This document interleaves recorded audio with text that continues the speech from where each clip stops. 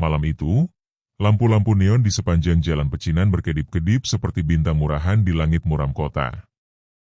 Di salah satu lorong yang sempit dan dipenuhi asap rokok serta aroma alkohol murahan, berdirilah sebuah bangunan kecil bertuliskan Karaoke Angel as Voice. Tempat itu bukan sekadar tempat hiburan. Bagi banyak pria kesepian, itu adalah pelarian. Dan bagi Ayu, tempat itu adalah sumber hidup.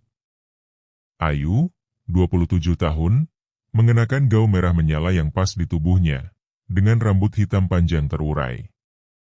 Ia bukan gadis sembarangan.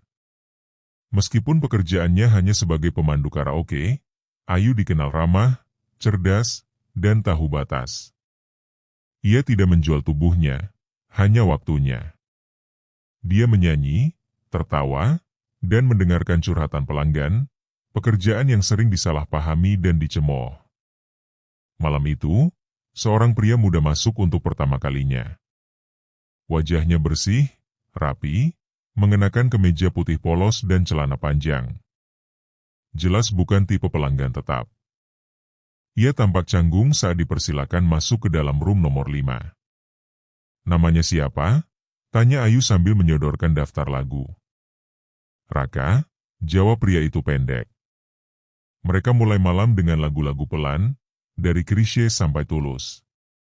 Ayu menyanyi dengan lembut, sementara Raka, yang awalnya hanya duduk diam, mulai tersenyum dan ikut bernyanyi. Aku jarang ke tempat seperti ini, katanya di sela jeda lagu. Aku juga jarang ketemu cowok kayak kamu di tempat kayak gini, balas Ayu dengan tawa. Dan entah karena suara Ayu yang merdu, atau kehangatan sikapnya yang tak dibuat-buat, malam itu menjadi awal dari sesuatu yang lebih dari sekadar karaoke. Ayu dan Raka mulai sering bertemu. Tidak hanya di tempat karaoke, tapi juga di luar. Raka, seorang junior manajer di sebuah perusahaan konstruksi, awalnya malu-malu memperkenalkan Ayu sebagai kekasih. Namun seiring waktu, perasaan mereka tumbuh terlalu dalam untuk disembunyikan. Suatu malam, setelah menonton konser kecil di taman kota, Raka menggenggam tangan Ayu di bawah lampu jalan yang temaram. Aku serius sama kamu, Yu. Kamu beda dari yang orang-orang pikirkan. Aku tahu kamu baik, pekerja keras, dan aku cinta kamu. Mata Ayu berkaca-kaca. Tidak pernah ada yang berkata seperti itu padanya. Menerima dia apa adanya, bukan menilainya dari pekerjaannya. Aku juga cinta kamu, K.A. Tapi kamu yakin bisa tahan dengan semua pandangan orang? Aku bisa tahan. Asal kamu tetap di sampingku. Sejak malam itu, hubungan mereka resmi. Namun, cinta tidak pernah berjalan semulus lagu-lagu romantis yang mereka nyanyikan bersama. Suatu hari, Raka mengajak Ayu makan siang bersama keluarganya. Ibunya, Bu Retno, adalah wanita konservatif, guru pensiunan yang sangat menjaga citra dan kehormatan keluarga. Saat Ayu memperkenalkan diri dan menyebutkan pekerjaannya, senyum Bu Retno perlahan pudar. Apa maksudmu, kamu pemandu karaoke? Yang bekerja malam-malam itu? Nada suaranya terdengar sinis. Ya, Bu. Tapi saya hanya menemani nyanyi. Tidak lebih. Bu Retno meletakkan sendoknya dengan keras. Masih banyak pekerjaan lain di dunia ini, Nak. Kenapa harus yang seperti itu? Raka mencoba menenangkan. Bu, Ayu itu pekerja keras. Dia nggak seperti yang ibu pikir. Tetap saja. Ibu tidak mau kamu menikah dengan wanita yang masa lalunya akan mempermalukan keluarga kita. Pikirkan adikmu, pekerjaanmu, reputasi kita. Hari itu, Ayu pulang dengan mata sembab. Di dalam mobil, ia berkata pelan, mungkin kita salah, K.A. Kita datang dari dunia yang terlalu berbeda. Tapi Raka hanya menggenggam tangannya. Kamu bukan salah. Yang salah itu penilaian mereka.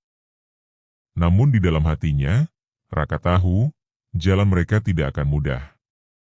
Hari-hari berikutnya penuh ketegangan. Raka makin sering berselisih paham dengan keluarganya. Ia merasa di antara cinta dan kewajiban. Sementara Ayu mulai menjaga jarak. Ia takut menjadi penyebab Raka kehilangan segalanya. Di tempat karaoke, Ayu sering termenung.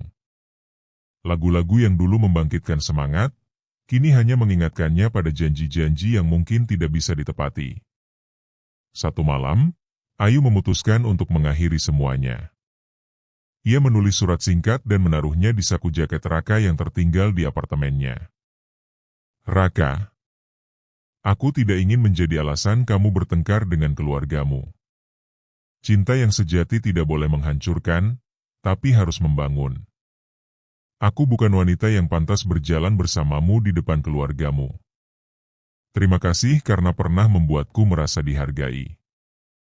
Ayu. Raka membaca surat itu dengan tangan gemetar. Ia langsung menelepon Ayu, tapi tak dijawab. Ia mendatangi karaoke, tapi Ayu sudah mengundurkan diri. Raka kehilangan sosok yang membuatnya merasa hidup. Beberapa bulan berlalu. Raka kembali menjadi pria dingin yang hanya tenggelam dalam pekerjaan. Ia sempat dijodohkan, tapi semuanya terasa hambar. Dalam hatinya, hanya ada satu suara. Suara Ayu saat menyanyikan lagu Pamit dari Tulus. Sementara Ayu bekerja sebagai kasir di sebuah toko musik kecil. Ia mulai menata ulang hidupnya, menjauh dari dunia malam. Namun, setiap kali ada orang menyetel lagu cinta, matanya tetap berkaca-kaca. Suatu hari, Ayu sedang membereskan rak CD saat seseorang masuk. Permisi, masih jual album Tulus yang lama? Suara itu tak asing. Ia menoleh, dan melihat Raka berdiri di sana, dengan wajah lelah tapi mata bersinar.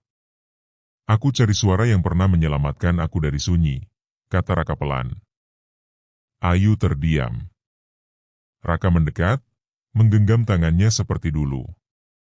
Ibu sudah menyerah. Katanya, kalau kamu bisa bikin aku bahagia, dia bisa belajar menerima. Aku ingin kamu kembali, Yu. Tapi bukan hanya jadi kekasih. Aku ingin kamu jadi istri. Air mata Ayu mengalir tanpa bisa ditahan. Bukan karena sedih, tapi karena akhirnya, cinta mereka tidak hanya bernyanyi dalam ruang karaoke, tapi menemukan nada yang lebih indah di dunia nyata. Pernikahan Ayu dan Raka digelar secara sederhana di sebuah aula kecil di pinggiran Jakarta. Tak ada iringan gamelan atau pesta mewah. Tak ada tamu dari kalangan elit, hanya keluarga dekat dan beberapa sahabat Raka, tanpa kehadiran ibunya. Namun Ayu tetap tersenyum, meski dalam hatinya ada kekosongan. Ia tahu, menjadi menantu yang tak direstui berarti harus siap menelan pil pahit. Setelah acara usai, malam pertama mereka hanya ditemani suara hujan di luar dan secangkir teh hangat di dalam kamar kontrakan kecil mereka. Enggak nyesel? Tanya Ayu sambil memandangi cincin di jarinya. Nyesel? Kenapa enggak dari dulu aku nikahin kamu? Jawab Raka sambil memeluk Ayu dari belakang. Ayu tertawa kecil.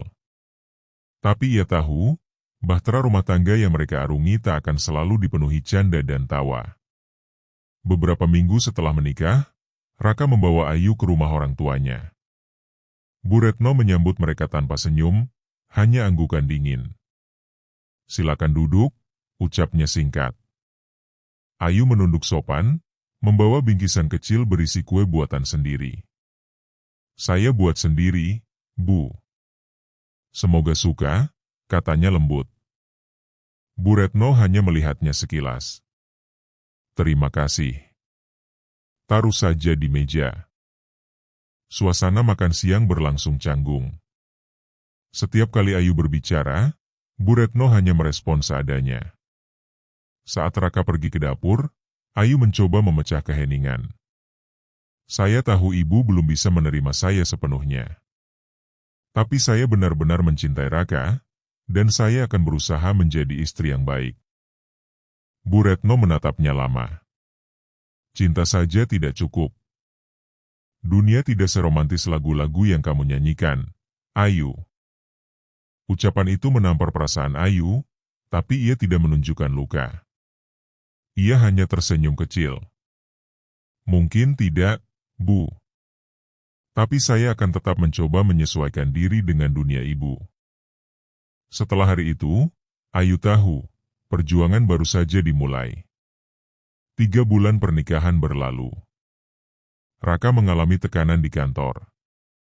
Proyek yang ditanganinya bermasalah, bonus tahunan dibatalkan. Sementara Ayu, yang sebelumnya bekerja di toko musik, dipecat karena toko itu bangkrut. Tagihan menumpuk. Mereka mulai berdebat. Harusnya kamu kerja lagi aja di karaoke, Yu. Setidaknya itu penghasilan tetap. Ayu tersentak. Kata-kata itu seperti meruntuhkan segala perjuangannya. Aku berhenti karena kamu bilang kita bisa mulai hidup baru. Apa sekarang aku harus balik ke tempat yang kamu tahu aku ingin lupakan? Raka menyesal seketika. Ia meraih tangan Ayu, tapi Ayu menarik diri. Aku cuma lelah, Yu. Maaf. Keesokan harinya, Ayu mencari pekerjaan kemana-mana. Ia ditolak berkali-kali karena ijazah SMA dan latar belakang kerjanya. Namun akhirnya, ia diterima sebagai resepsionis di sebuah studio musik kecil. Gajinya tak seberapa, tapi cukup untuk bertahan. Di sisi lain, ia bertemu dengan banyak orang baru. Salah satunya, Kevin, pemilik studio, seorang duda muda yang sopan dan diam-diam memperhatikan Ayu. Raka mulai berubah. Pulang kerja lebih malam, sering diam, bahkan mulai mencurigai Ayu. Kevin itu siapa? Tanya Raka suatu malam. Dia bosku. Kenapa? Dia duda, ganteng, kaya. Kamu kan dulu biasa deket sama cowok-cowok di karaoke. Gimana aku nggak mikir aneh-aneh? Ayu terpaku. Dadanya sesak. Jadi kamu masih lihat aku seperti itu? Setelah semua yang aku korbankan buat kamu? Maaf. Aku cuma takut kehilangan. Ayu tak tahan lagi. Ia pergi malam itu ke studio, duduk di ruang latihan, menatap piano tua di sudut ruangan. Kevin menghampiri. Kalau kamu butuh tempat cerita, aku siap dengar, katanya lembut. Ayu menangis di sana, bukan karena Kevin, tapi karena orang yang paling ia cintai meragukannya. Namun Ayu sadar, jika ia menyerah sekarang, ia tak jauh beda dengan prasangka Bu Retno. Malam itu ia pulang. Ia menatap Raka, dan berkata, aku bukan wanita sempurna. Tapi aku istrimu, bukan boneka masa lalumu. Raka menunduk. Maaf, Ayu.